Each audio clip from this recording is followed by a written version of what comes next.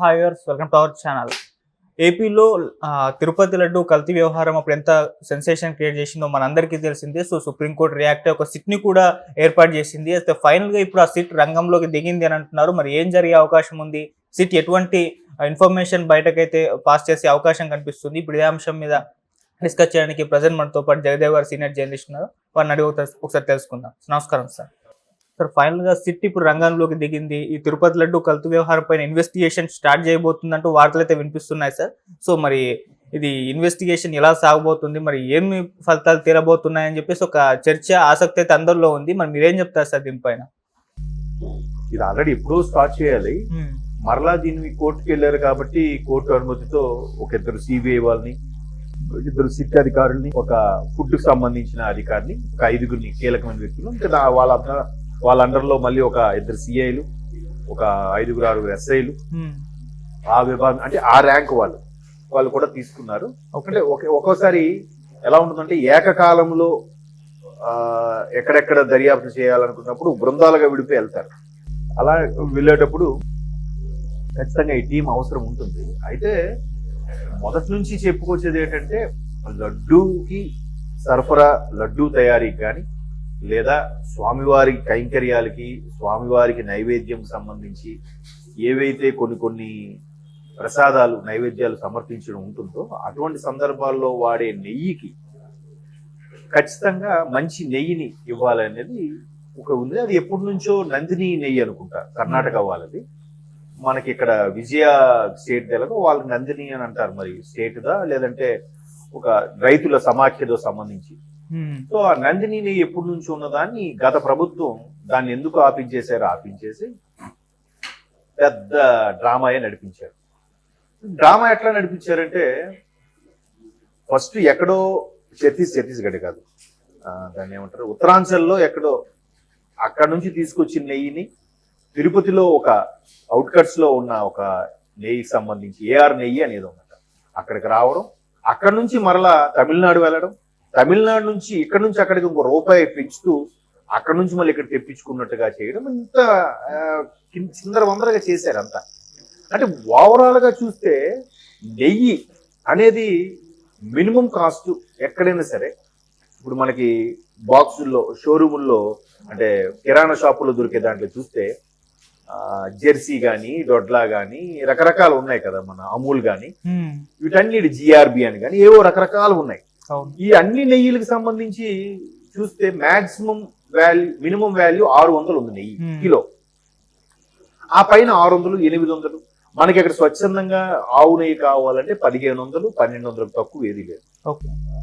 అదే బర్రెది గేదెల నెయ్యి ఏదైనా కావాలంటే అది మినిమం 800 ఆ రేంజ్ నుంచి కూడా ఉన్నాయి.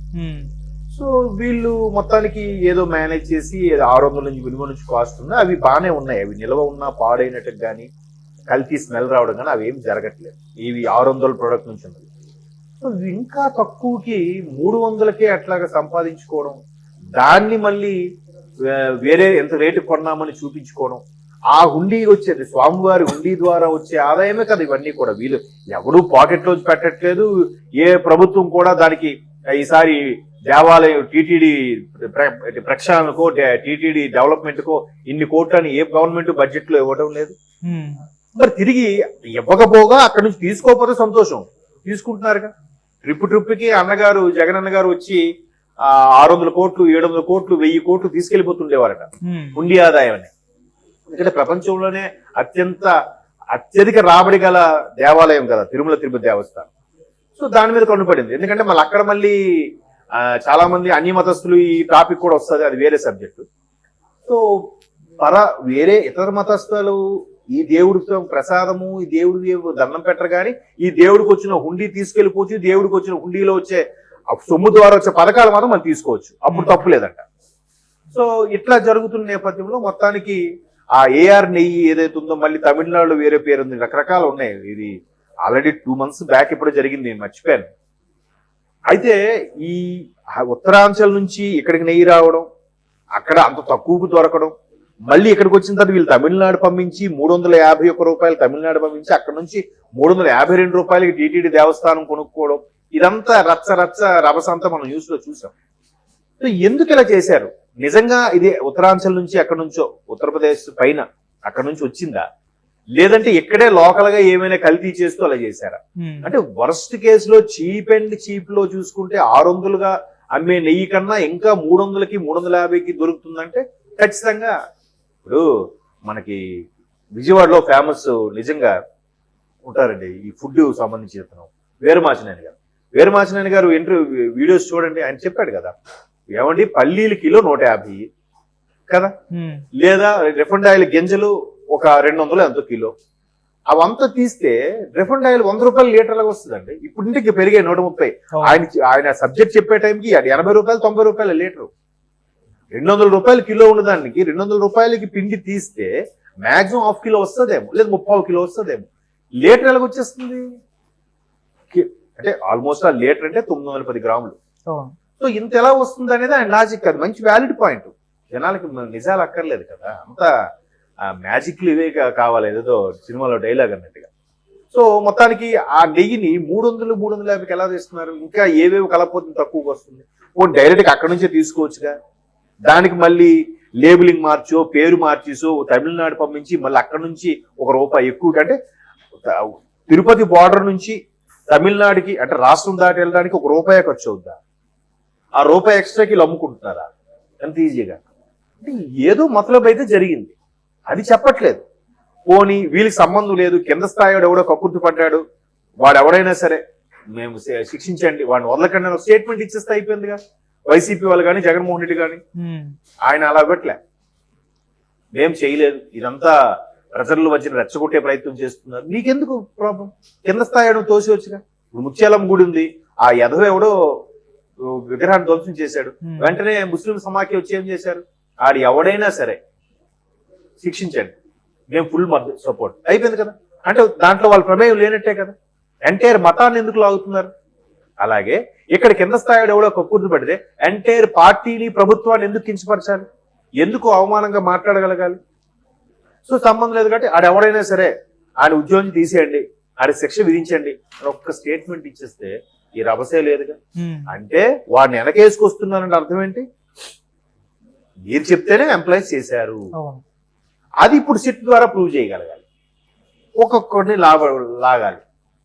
ఇప్పుడు ఎలాగో పూర్తి స్థాయిలో టీటీడీ చైర్మన్ కూడా ఉన్నారు కాబట్టి, గత చైర్మన్ పక్కా తప్పుకున్నారు కాబట్టి, గతంలో ఉన్న ఈఓ ధర్మారెడ్డి గారు కూడా మళ్ళీ వెళ్ళిపోయారు కాబట్టి వీళ్ళందరినీ లాగుతారు. ఏంటి ఎలాగో సిబిఐ వాళ్ళు 2 ఉన్నారు, సిటీ సంబంధించిన 2 ఉన్నారు, food and drug food department సంబంధించి 1 ఉన్నారు. వీళ్ళందరూ పై అధికారులు కాబట్టి వీళ్ళకి చేసేది ఏమీ లేదు.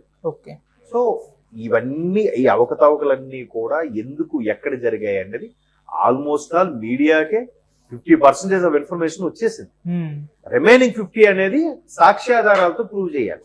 నిజంగా దీన్ని ఇలా కొలాలి చెయ్యాలని టీటీడీ పాలక మండలి నిర్ణయం తీసుకుందా, ఈవోకి తెలియకుండా నిర్ణయం తీసుకుందా, లేదా పాలక మండలి నిర్ణయం తీసుకున్నాక ఈవోకి తెలిస్తే ఈవో కూడా యాక్సెప్ట్ చేశారా, ఈవో కూడా దీనికి అప్రూవల్ ఇచ్చారా, కొండ మీదకి నెయ్యి ట్యాంకర్లు వచ్చినప్పుడు దీన్ని చెకింగ్ చేసే ప్రక్రియ అనేది ఉందా, దీనికి ఒక ల్యాబ్ అంటూ ఉందా?